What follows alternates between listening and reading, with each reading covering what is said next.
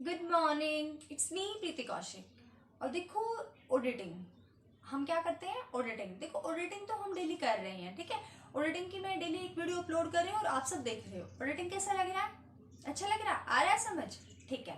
अब हम ऑडिटिंग की तो मैं डेली एक वीडियो आपको प्रोवाइड करूंगी और आपको डेली वो वीडियो चेक करनी है। लेकिन आज से हम शुरू करने वाले हैं बिजनेस एथिक्स, ठीक है। देखो, बिजनेस एथिक्स, बिजनेस एथिक्स अगर मैं बात करूं बीकॉम ऑनर्स में, तो बीकॉम ऑनर्स में इसकी वेटेज 80 मार्क्स है। 80 मार्क्स का क्वेश्चन पेपर आता है, यानी एक पूरा एग्जाम होता है 80 मार्क्स का। अगर मैं बात करूं सीएस में, तो सीएस के फर्स्ट लेवल में ये 10 मार्क्स का है, ठीक है, पार्ट बी में।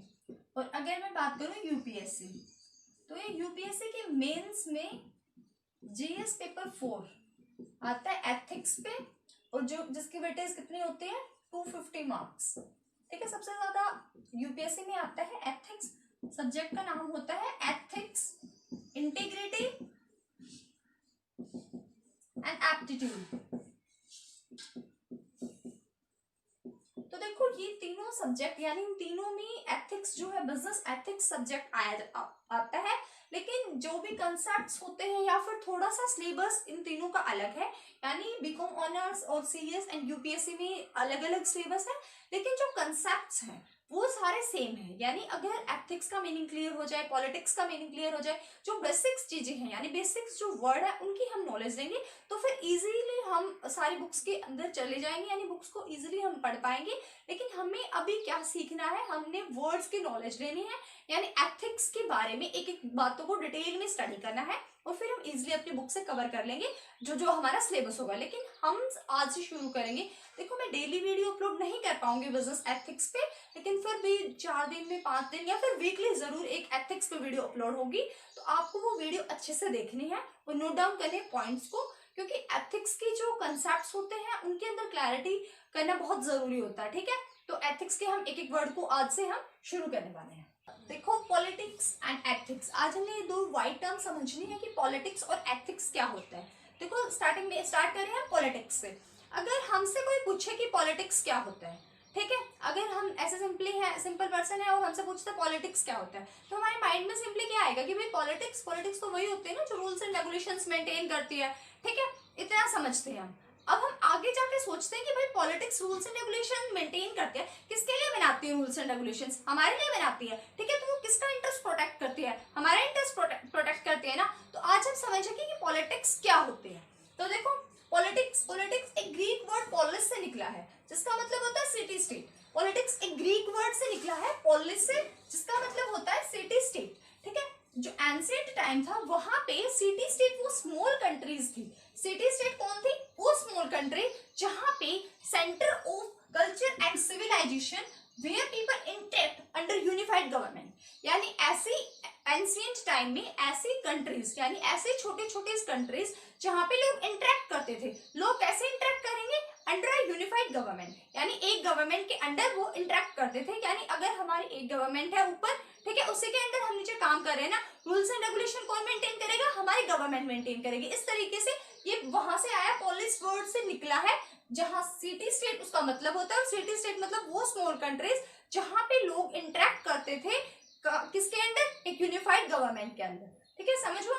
आया। देन उसके बाद हम कहते हैं कि पॉलिटिक्स जो है डिनोट करते हैं एक सोशल एक्टिविटी।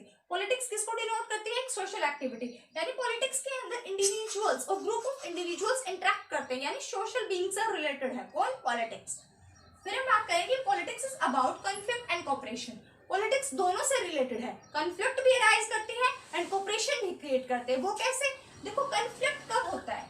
जब एक इंडिविजुअल का इंटरेस्ट दूसरे इंडिविजुअल के इंटरेस्ट से ऑपोजिट होता है, यानी मेरा जो इंटरेस्ट है आपका वो सेम इंटरेस्ट नहीं है, तो कॉन्फ्लिक्ट क्रिएट होगा। कॉन्फ्लिक्ट कब होगा? जब डाइवर्सिटी होती है, यानी जब भी डाइवर्सिफाई इन नेचर होता है, यानी कि एज के बेस पे, रेस के बेस पे, या फिर जेंडर के बेस पे, एजुकेशन के बेस पे, यानी कि किसी भी बेस पे अगर हम एक दूसरे से डाइवर्सिफाई है तो हमारे इंटरेस्ट में क्लैशेस आएगा, यानी मेरा इंटरेस्ट आपके इंटरेस्ट से मैच नहीं करेगा, और वहां पे क्या होगा? वहां पे कॉन्फ्लिक्ट अराइज होगा। तो पॉलिटिक्स किसके बारे में बताते हैं? यानी पॉलिटिक्स कॉन्फ्लिक्ट के बारे में भी स्टडी कराते हैं, यानी कि कैसे झगड़े होते हैं वो पहले इस बात को स्टडी करते हैं, उसके बाद ही तो गवर्नमेंट रूल्स एंड रेगुलेशंस बनाएगी ना। ऐसे कैसे रूल्स एंड रेगुलेशंस मेंटेन कर देगी, तब उसे पता ही नहीं है कि झगड़े किस बात पे होते हैं। तो डाइवर्सिटी के कारण झगड़े भी होते हैं, इंटरेस्ट अलग क्लैश करते हैं, इसलिए कॉन्फ्लिक्ट। और कोऑपरेशन कब होता है, यानी पॉलिटिक्स कोऑपरेशन के बारे में भी है। पॉलिटिक्स जो है वो सभी इंसानों को एक बात बताती है कि आप सभी का एम क्या है,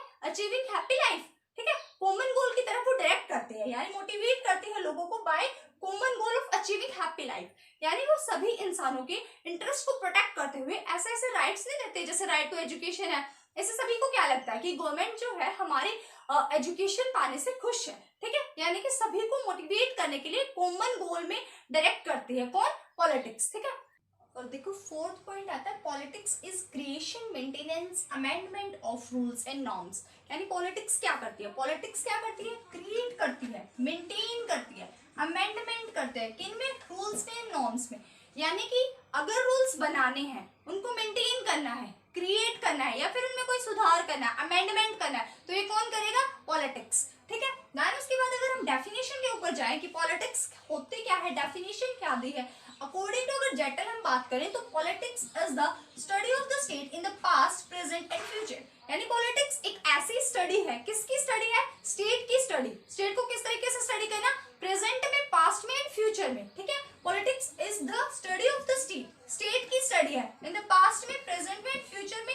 जब हम स्टेट को स्टडी करते हैं तो ये कौन करता है, पॉलिटिक्स। तो ये समझ आया ना पॉलिटिक्स क्या होता है। अब हम अगर हम बात करेंगे अकॉर्डिंग टू हिलमैन, यानी डेफिनेशन है politics is the science, politics एक ऐसे साइंस है of who gets what, when and why, यानी पॉलिटिक्स एक ऐसे साइंस से डील करता है कि किसको कब, कितना और कैसे मिलेगा। देखो अगर हम बात करें तो इंडिया की, तो इंडिया में क्या है, स्कार्सिटी है, रिसोर्सेज स्केयर है और वांट्स हमारे अनलिमिटेड है। जहां पे भी प्रॉब्लम स्कार्सिटी की आती है, यानी कि जब रिसोर्सेज हमारे लिमिटेड होते हैं और वांट्स अनलिमिटेड होते हैं, तो उस केस में स्कार्सिटी की प्रॉब्लम अराइज होती है। तो ऐसे केस में अगर पॉलिटिक्स नहीं होगी तो कौन बताएगा कि किसको कितना और कैसे मिलेगा, कब मिलेगा। तो जैसे what to produce and how to produce, scarcity के प्रॉब्लम को सॉल्व करने के लिए क्या प्रोड्यूस किया जाए, कैसे प्रोड्यूस किया जाए, यानी कितना तो प्रोड्यूसर गुड्स हमारे, कितने कंज्यूमर गुड्स को हम प्रोड्यूस करें, ठीक है, इस तरीके से मेंटेन कौन करेगा, ठीक है, कैसे उसे डिस्ट्रीब्यूट करेगा, ये सब कौन बताएगा, politics. What to produce, how to produce, for whom to produce, इस सारी प्रॉब्लम्स को सॉल्व करने के लिए क्या आती है हमारी, पॉलिटिक्स। देखो पॉलिटिक्स बहुत ही अच्छा और इंटरेस्टिंग टॉपिक है, तो इसे इंटरेस्ट लेके समझना बहुत अच्छे से आपको क्लियर होगा, ओके।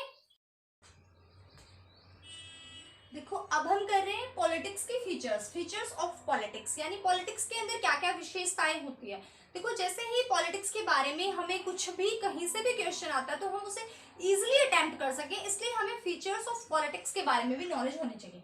तो सबसे पहले फीचर होता है study of state and government. देखो पॉलिटिक्स क्या करती है, पॉलिटिक्स किसकी स्टडी करती है, स्टेट की एंड गवर्नमेंट की स्टडी करती है, ये बात क्लियर है। नेक्स्ट पॉइंट इज पॉलिटिक्स जो होती है वो किससे रिलेट करते हैं, किसको एम्प्लाई करती है, पॉलिटिक्स इंस्टीट्यूशंस को, पॉलिटिकल पार्टीज को, प्रेशर ग्रुप्स को एंड गवर्नमेंट डिपार्टमेंट्स के, जहां पे रूल्स एंड रेगुलेशंस बनाए जाते हैं, ओके। नेक्स्ट इज पॉलिटिक्स के फीचर क्या हो सकते हैं कि political in nature, political activities undertaking, यानी कि पॉलिटिक्स कैसा है नेचर में, तो पॉलिटिकल है, यहाँ पे पॉलिटिकल एक्टिविटी को ही अंडरटेक किया जाता है, ठीक है, पॉलिटिक्स के ये फीचर है। नेक्स्ट पॉइंट अगर हम बात करें कि पॉलिटिक्स जो है वो एक ऐसा, यानी पॉलिटिक्स के अंदर पैटर्न ऑफ रिलेशनशिप कैसे रहता है कि यानी कि एक तरफ तो कौन होता है जो रूल्स को बना रहा है, यानी अगर रूल्स को गवर्नमेंट बना रही है और उनको इम्प्लीमेंट किस पे किया जा रहा है, यानी कौन उनको फॉलो कर रहा है रूल्स एंड रेगुलेशंस को, हम, यानी कि कॉमन पीपल, यानी रूल्स बनाने वाले कोई और है और जिनके ऊपर इम्प्लीमेंट हो रहा है वो कोई और है। तो ये पैटर्न ऑफ रिलेशनशिप है पॉलिटिक्स का, जहां पे ruled on the other hand and rules on the other one hand, यानी रूलर्स जो होते हैं, यानी रूल्स बनाने वाले जो होते हैं, रूलर्स जो होते हैं वो तो वन हैंड यानी एक तरफ होते हैं, और ruled on the other hand यानी कि जो जिसपे वो रूल अप्लाई किए जाते हैं, जो उन रूल्स को फॉलो करता है वो दूसरी तरफ होते हैं, यानी कि उन दोनों का इंटरेस्ट जो होता है वो सेम नहीं होता है, कई बार होता है, यानी वैसे तो इंटरेस्ट प्रोटेक्ट किया जाता है जिनके लिए रूल्स एंड रेगुलेशंस मेंटेन किए जाते हैं, लेकिन यहाँ पे मेनली ये बात बोलना चाह रहा है कि जो रूल्स बनाता है उसको एक्चुअल में उन रूल्स का पता नहीं होता, यानी वो इतना ज्यादा उसमें समझ नहीं होते, एक्चुअली में वो उन बातों को फेस नहीं कर रहा होता, यानी कॉमन पीपल को वो चीजें फेस करनी होती है। रूरल्स एक साइड होते हैं, जो कानून को बनाने वाला एक तरफ है और जो जिनको इम्प्लीमेंट करना वो दूसरी साइड है, ठीक है। दैन उसके बाद पॉलिटिक्स एक सोशल साइंस है, जहाँ पे जो डिसीजन मेकिंग होगा वो जो लोग पावर में होंगे वो करेंगे, ठीक है। पॉलिटिक्स में क्या होता है, कुछ पीपल पावर में होते हैं, ठीक है, जो सेंट्रल गवर्नमेंट है यानी कि स्टेट गवर्नमेंट है तो वो पावर में है और वही क्या करेंगे, डिसीजन लेंगे, तो वो सोशल साइंस है। ले तो पीपल ही रहे हैं ना, जो पावर में है वो डिसीजन ले रहे हैं रूल्स एंड रेगुलेशन से रिलेटेड। पॉलिटिक्स है, उसके अंदर रूल्स ऑफ लॉ यानी कि कानून के नियम बनाए जाते हैं। दैन उसके बाद common good of the general public, यानी जनरल पब्लिक के कॉमन हित को, यानी कि उनका क्या कॉमन इंटरेस्ट है उसको प्रोटेक्ट करने के लिए रूल्स एंड रेगुलेशंस बनाए जाते हैं। जनरल पब्लिक के कॉमन गुड को ध्यान में रखते हुए कोई भी डिसीजन, कोई भी रूल्स एंड रेगुलेशंस जो है वो पॉलिटिक्स लेती है। तो ये पॉलिटिक्स की फीचर्स थी, ओके। देखो पॉलिटिक्स के regarding traditional view and modern view क्या कहता है। देखो यानी ट्रेडिशनल व्यू में पॉलिटिक्स के बारे में क्या कहा जाता है। ट्रेडिशनल व्यू कहता है कि politics begins and and with the state, जैसे ही स्टेट शुरू होती है वैसे ही पॉलिटिक्स शुरू होती है और जैसे ही स्टेट खत्म होगी वैसे ही पॉलिटिक्स खत्म हो जाएगी। ट्रेडिशनल व्यू के अकॉर्डिंग ये, यानी ट्रेडिशनल व्यू में ये बताया गया है कि पॉलिटिक्स क्या होती है, कहते हैं पॉलिटिक्स स्टेट के साथ शुरू होते हैं और स्टेट के साथ गवर्नमेंट खत्म हो जाती है। और अगर हम बात करें कैसे डील करते हैं, विद द गवर्नमेंट ओनली, केवल गवर्नमेंट के साथ ही डील करते हैं। यानी अगर गवर्नमेंट आई, पहले स्टेट आई फिर गवर्नमेंट आई, फिर उसके बाद उसने कोई रूल्स एंड रेगुलेशंस बनाए, किसके लिए रूल्स एंड रेगुलेशन बनाए, इंडिविजुअल्स के लिए, ठीक है, उनको इम्प्लीमेंट किया, अमेंडमेंट किया, उनके रूल्स एंड रेगुलेशन बनाए, कहते हैं काम खत्म। यानी कि जैसे स्टेट खत्म यहाँ पे पॉलिटिक्स भी खत्म। फिर कहते हैं कि ये स्टडी करते हैं बस प्रेजेंट में क्या चल रहा है अब, देन उसके बाद पास्ट में क्या था, फ्यूचर में क्या होना चाहिए। यानी पॉलिटिक्स को बस इस बात की चिंता रहती है कि अभी रूल्स प्रेजेंट में क्या है, पास्ट में क्या था, फ्यूचर में हमें क्या करना चाहिए। यानी पॉलिटिक्स ट्रेडिशनल व्यू के अकॉर्डिंग यही तक सीमित है। लेकिन अगर हम बात करें मॉडर्न व्यू की तो कहता है कि politics wider than state, politics state से भी ज्यादा है। उसमें कहता है कि पॉलिटिक्स बस स्टेट तक सीमित है, रूल्स एंड रेगुलेशन अगर आपने मेंटेन करने तो आप मेंटेन कर सकते हो पॉलिटिक्स के अंदर, कहते हैं। लेकिन स्टेट के अंदर यानी कि अगर अंदर इंडिविजुअल्स के अंदर क्या चल रहा है, जब ह्यूमन एक्टिविटी चल रही है वहां पे पॉलिटिक्स नहीं है, ट्रेडिशनल व्यू ये कहता है। लेकिन मॉडर्न व्यू कहता है कि वहां पे भी पॉलिटिक्स है। अगर तुम अपने एक फैमिली में रह रहे हो वहां पे भी पॉलिटिक्स चलती है, यानी एक फैमिली के भी कुछ रूल्स एंड रेगुलेशंस होते हैं ना, जैसे कि उन्होंने, यानी कि उनका जो हेड होगा, फैमिली मेंबर का जो हेड होगा या हेड नहीं होगा, किसी के घर में किसी की चलती है, किसी के घर में किसी की चलती है, तो ऐसे ही वहां पे भी पॉलिटिक्स चलती है उसकी। यानी कि जो भी वो मेंबर रूल्स एंड रेगुलेशंस बनाएगा सबको वो फॉलो करना पड़ेगा, तो वो क्या है, वो भी तो एक पॉलिटिक्स है।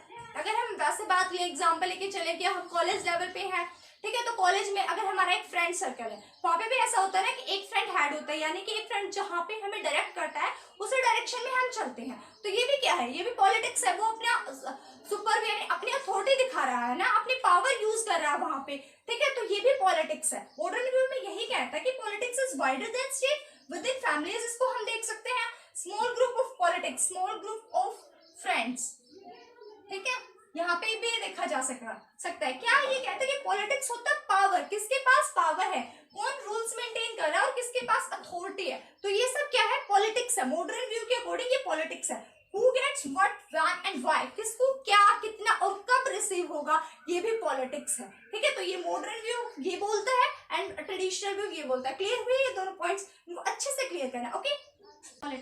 Politics as an instrument of class struggle. देखो अब कहते हैं कि पॉलिटिक्स जो है एक as an instrument of class struggle, जो क्लास स्ट्रगल था उसका एक इंस्ट्रूमेंट के रूप में हम पॉलिटिक्स को यूज करते हैं। अब कहते हैं भाई क्या क्या क्लास स्ट्रगल, ये क्लास स्ट्रगल की थ्योरी क्या है, क्या मतलब समझते हो आप क्लास स्ट्रगल से। तो कहते हैं थ्योरी ऑफ क्लास स्ट्रगल का मतलब है कि स्ट्रगल बिटवीन, किनके बीच में स्ट्रगल हो रहा है यहाँ पे, कैपिटलिस्ट क्लास के बीच में एंड लेबर क्लास के बीच में। अब समझते हो कैपिटलिस्ट क्लास कौन सी होती है, ऐसी क्लास जो ओनर होते हैं, किसका ओनर, मींस ऑफ प्रोडक्शन का, यानी कि जो प्रोड्यूस कर रहे हैं उनके जो ओनर है वो तो कैपिटलिस्ट क्लास में आएंगे। और जो पुअर लोग हैं यानी कि जो लेबर क्लास है उसके अंदर कौन आएगा, who don't have own property, जिनके पास खुद की प्रॉपर्टी नहीं है।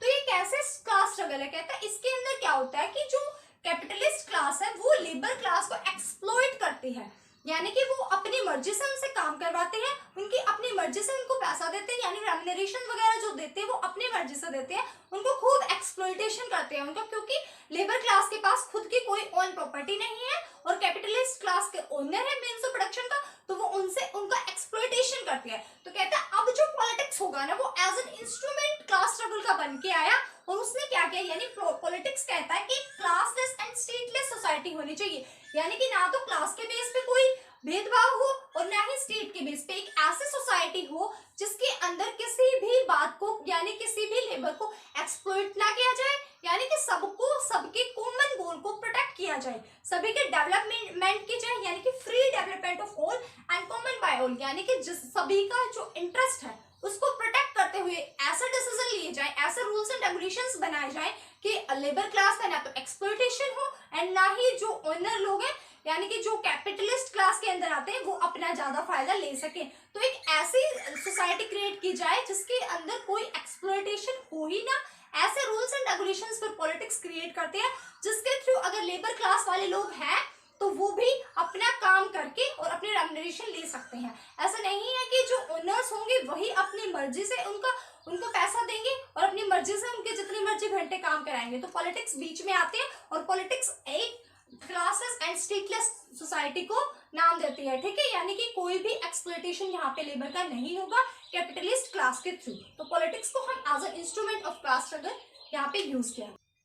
अब देखो politics as the conciliation of interest, conciliation का मतलब होता है समझौता, ठीक है, यानी कि पॉलिटिक्स जो है इंटरेस्ट को समझौतों में कन्वर्ट करती है, यानी कि अगर आपके और मेरे जो इंटरेस्ट है वो अलग अलग है, ठीक है, डाइवर्सिफाई है, जब डाइवर्सिटी आती है तो पॉलिटिक्स आते हैं, यानी कि एक इंटरेस्ट का जो एक इंडिविजुअल का इंटरेस्ट है वो दूसरे इंडिविजुअल के इंटरेस्ट से मेल नहीं खाता है या फिर डाइवर्सिटी है, यानी डाइवर्सिटी हमारे इंडिया में भी एग्जिस्ट करती है, हर जगह डाइवर्सिटी होती है, यानी on the basis of age, on the basis of race, on the basis of religion, तो एक पर्सन दूसरे पर्सन से अलग होता है, तो उनके इंटरेस्ट को किस तरीके से प्रोटेक्ट किया जाए या फिर कैसे उनको एक कॉमन गोल की तरफ अट्रैक्ट किया जाए, तो ये कौन बताता है, ये पॉलिटिक्स के अंदर आता है। तो कहते हैं पॉलिटिक्स के अंदर डाइवर्स ग्रुप होते हैं, उनको किस तरीके से हम यानी कि पॉलिटिक्स कैसे उनके इंटरेस्ट को कॉमन गोल की तरफ डायरेक्ट करती है, दैट्स ऑल अबाउट पॉलिटिक्स। तो कहते हैं कि पॉलिटिक्स के अंदर दो फॉर्म बन जाते हैं, क्लासिकल लिबरलिज्म एंड एक मॉडर्न लिबरलिज्म, यानी क्लासिकल लिबरलिज्म किस तरीके से इंटरेस्ट को प्रोटेक्ट करता है एंड मॉडर्न लिबरलिज्म अब वाला जो लिबरलिज्म है वो किस तरीके से लोगों के इंटरेस्ट को प्रोटेक्ट करता है। तो पहले कहता है कि क्लासिकल लिबरलिज्म क्या होता है, तो क्लासिकल लिबरलिज्म में क्या आएगा, यानी रिजोल्व करना कॉन्फ्लिक्ट्स को and maintain law and order in society, यानी कि हमने क्या करना है, कॉन्फ्लिक्ट्स को खत्म करना है अपनी सोसाइटी से, अगर कॉन्फ्लिक्ट्स को खत्म करना है तो क्लासिकल लिबरलिज्म कहता है कि रूल्स एंड रेगुलेशंस मेंटेन कर दो, लॉ एंड ऑर्डर मेंटेन करो एक सोसाइटी के अंदर, अपने आप कॉन्फ्लिक्ट्स जो है वो खत्म हो जाएंगे। सेकंड पॉइंट पे क्या कहता है, क्लासिकल लिबरलिज्म का की थीम होता है इंडिविजुअलिज्म, यानी कि एक पर्सन जो होगा वो रूल्स एंड रेगुलेशंस मेंटेन करेगा, बाकी सब उसको फॉलो करेंगे, तो अपने आप जो कॉन्फ्लिक्ट्स होंगे वो अपने आप खत्म हो जाएंगे। ये बात कौन कह रहा है, क्लासिकल लिबरलिज्म के अकॉर्डिंग, यानी ट्रेडिशनल लिबरलिज्म के अकॉर्डिंग ये बात कही जाती है कि अगर कोई भी प्रॉब्लम, अगर झगड़े हो रहे हैं तो रूल्स एंड रेगुलेशंस बना दो, कॉमन नेचर से नहीं, यानी कि सभी पीपल इंटरेक्ट करके नहीं, केवल एक इंडिविजुअल जो है वो क्या बनाएगा, रूल्स एंड रेगुलेशंस बनाएगा, बाकी सब उसको फॉलो करोगे तो अपने आप कॉन्फ्लिक्ट्स जो है खत्म हो जाएंगे। लेकिन मॉडर्न लिबरलिज्म क्या कहता है कि थ्रू कलेक्टिव एक्शन हम कॉन्फ्लिक्ट्स को खत्म करेंगे, यानी एक इंसान नहीं, हम सारे आगे बढ़ेंगे और कलेक्टिव एक्शन लेके ही कॉन्फ्लिक्ट्स वगैरह को खत्म करेंगे, ठीक है। मॉडर्न लिबरलिज्म में ये बात कही गई है कि integration of all the citizen into the community, यानी कि जितने भी सिटीजन हैं उन सबको एक कम्युनिटी के अंदर इंटीग्रेट होना पड़ेगा, तभी हम अपनी कॉन्फ्लिक्ट्स को खत्म कर सकते हैं, यानी जितने भी इंडिविजुअल्स हैं हमारी सोसाइटी के अंदर उन सबको इंटरेस्ट, दूसरों का इंटरेस्ट भी प्रोटेक्ट करने की उनकी आदत होनी चाहिए, यानी उन्हें ऐसा लगना चाहिए अगर इस काम से मेरी हेल्प हो रही है तो दूसरे इंसान को इस बात से नुकसान ना हो, ऐसी भावना अगर हम क्रिएट कर देंगे दूसरे पर्सन्स में तो फिर क्या हो जाएगा, अपने आप ही कॉन्फ्लिक्ट्स जो है खत्म हो जाएंगे। तो मॉडर्न लिबरलिज्म ये बात कहता है कि जस्ट स्टेट, यानी एक न्यायप्रिय स्टेट होनी चाहिए, ठीक है। ध्यान, उसके बाद वेलफेयर लिबरलिज्म, कैसा लिबरलिज्म होना चाहिए, वेलफेयर वाला, ऐसे नहीं होना चाहिए कि भाई एक ऊपर सीधा अपने रूल्स रेगुलेशंस बना रहा है उसके ऊपर सब कुछ चल रहा है, लोगों का इंटरेस्ट प्रोटेक्ट ही नहीं किया जा रहा, पूछा ही नहीं जा रहा उनसे आपका इंटरेस्ट क्या है, या उनकी इंटरेस्ट को ध्यान में रख के कोई रूल्स एंड रेगुलेशंस मेंटेन ही नहीं किया जा रहा, तो प्रॉब्लम क्रिएट हो जाएगी। मॉडर्न लिबरलिज्म कहते हैं जनरल पब्लिक का जो इंटरेस्ट है of the society as a whole, उसको ध्यान में रखते हुए अगर आपने रूल्स बनाने तो बेशक बना सकते हो, लेकिन सभी का कॉमन इंटरेस्ट जो है वो प्रोटेक्ट होना चाहिए। ऐसे नहीं है कि आप एक इंडिविजुअल हो और अपने ही बेसिस पे यानी अपने ही इंटरेस्ट को प्रोटेक्ट करने के लिए रूल्स एंड रेगुलेशंस बना दिए और अब सोसाइटी में अपने आप कॉन्फ्लिक्ट्स जो है खत्म हो जाएंगे। ऐसा मत करो, ऐसा करो कि सभी लोगों को जागरूक करो, उनको बताओ कि आपको अगर आप अपने इंटरेस्ट को प्रोटेक्ट करते हुए साथ में दूसरे का नुकसान नहीं करोगे तो आपका भी फायदा है। यानी इंटीग्रेटेड इकोनॉमी को डेवलप करो, ठीक है, तो इंटीग्रेशन को क्रिएट करो। इस तरीके से हम मॉडर्न लिबरलिज्म में कॉन्फ्लिक्ट्स को खत्म कर सकते हैं। तो ये हमने पढ़ा classical liberalism and modern liberalism. Okay, politics and political science. Politics हम स्टडी कर चुके हैं, अब कहते हैं कि पॉलिटिकल साइंस क्या होता है। कहते हैं पॉलिटिकल साइंस एक सिस्टमैटिक स्टडी होती है of the process of politics. यानी जो हमने पढ़ा पॉलिटिक्स, इस पॉलिटिक्स के अंदर क्या प्रोसेस चलती है, इसकी जब हम सिस्टमैटिक तरीके से स्टडी करते हैं तो वो क्या होते हैं पॉलिटिकल साइंस। यानी एक एक चीज को जब हम सिस्टमैटिक वे से सिस्टम के तरीके से जब हम पॉलिटिक्स को स्टडी करने लगते हैं तो वो क्या बन जाती है हमारी पॉलिटिकल साइंस। देखो पॉलिटिकल साइंस को हमें क्यों जरूरत पड़ी कि हम पॉलिटिक्स की सिस्टमैटिक वे से स्टडी करें, क्या रेलिवेंस है। तो कहते हैं कि identify the way of governance, यानी कि जो गवर्नेंस का वे है, यानी किस तरीके से गवर्नेंट किया जा रहा है, यानी कि किस तरीके से जो रूल्स एंड रेगुलेशंस को मेंटेन किया जा रहा है, उस सिस्टम को चेक करने के लिए पॉलिटिकल साइंस आई। ये चेक करने के लिए कि ये प्रोसेस कैसे चल रहा है, इस प्रोसेस को चेक किया जाए तो पॉलिटिकल साइंस आई। देन उसके बाद second point is able to achievement maximum common good of the society, यानी कि अचीवमेंट किस चीज के अचीवमेंट हो, मैक्सिमम कॉमन गोल अचीव हो सोसाइटी के थ्रू। यानी कि क्या है इसके अंदर, कहते हैं कि पॉलिटिकल साइंस ये देखता है कि क्या पॉलिटिक्स के अंदर मैक्सिमम लोगों का पार्टिसिपेशन है या फिर मैक्सिमम लोगों का इंटरेस्ट को प्रोटेक्ट किया जा रहा है। जो रूल्स एंड रेगुलेशंस आप मेंटेन कर रहे हो क्या वो रूल्स एंड रेगुलेशन रेलेवेंट है या फिर लोगों का इंटरेस्ट जो इससे प्रोटेक्ट किया जा रहा है। किसी एक स्पेसिफिक क्लास की तरफ तो तुम ज्यादा ध्यान नहीं दे रहे हो ना, सबका ध्यान रख रहे हो। तो रेलिवेंस को चेक करने के लिए achievement maximum common good of the society, यानी कि ज्यादा से ज्यादा लोगों की सोसाइटी के अंदर ज्यादा लोगों की जो कॉमन गुड है उसको अचीव किया जा सके, उनके इंटरेस्ट को प्रोटेक्ट किया जा सके, इसलिए पॉलिटिकल साइंस है। नेक्स्ट है सिस्टम ऑफ गवर्नेंस, यानी कि गवर्नेंस का सिस्टम कैसा है, मोनार्की है, ओलिगार्की है या फिर डेमोक्रेसी है, इस बात को चेक करने के लिए पॉलिटिकल साइंस। देन उसके बाद सिस्टम ऑफ इकोनॉमी कैपिटलिस्ट है या फिर सोशलिस्ट है, यानी कि लोगों के इंटरेस्ट को प्रोटेक्ट किया जा रहा है या फिर एक पार्टी की ज्यादा साइड ली जा रही है। देन उसके बाद कोर वैल्यूज एग्जिस्ट करते हैं पॉलिटिक्स के अंदर, लिबर्टी, इक्वालिटी, जस्टिस, और ये भी और क्या ये एग्जिस्ट नहीं करते। इस बात को ध्यान रखने के लिए, इस बात यानी पॉलिटिक्स की स्टडी करने के लिए पॉलिटिकल साइंस आई। यानी पॉलिटिक्स के अंदर क्या होगा, हमें ज्यादा से ज्यादा लोगों का पार्टिसिपेशन करना चाहिए उसके अंदर, और फिर उसके बाद हमें मैक्सिमम नंबर ऑफ पीपल के गोल को ध्यान में रखते हुए यानी उनके इंटरेस्ट को प्रोटेक्ट करते हुए कोई भी रूल्स एंड रेगुलेशंस लेना चाहिए, ये पॉलिटिक्स कहती है, ठीक है। यानी और पॉलिटिकल साइंस इस बात को स्टडी करती है कि क्या पॉलिटिकल्स अपनी इन बातों पे खरी उतर रहे हैं या नहीं, यानी उसने कौन कौन से रूल्स एंड रेगुलेशंस फॉलो किए हैं, गवर्नेंस का सिस्टम कैसा है, इन सभी बातों को चेक करने के लिए आई हमारी पॉलिटिकल साइंस। तो आज हमने स्टडी किया कि पॉलिटिक्स क्या होता है, पॉलिटिक्स के फीचर्स एंड पॉलिटिक्स के बारे में जितना भी हो सकता था हमने कवर किया, ठीक है। हम नेक्स्ट लेक्चर में एथिक्स के बारे में डिस्कस करेंगे, ठीक है। तब तक के लिए आप इस वीडियो को बार बार देखिए, एक बार देखिए फिर पॉइंट्स नोट डाउन कीजिए और इसको रिवाइज करते रहिए जब तक नेक्स्ट लेक्चर अपलोड हो। पॉलिटिक्स बहुत बहुत इंपॉर्टेंट एंड बहुत इंटरेस्टिंग टॉपिक है, तो इसको बहुत अच्छे से कीजिए। Okay, all the very best, thank you.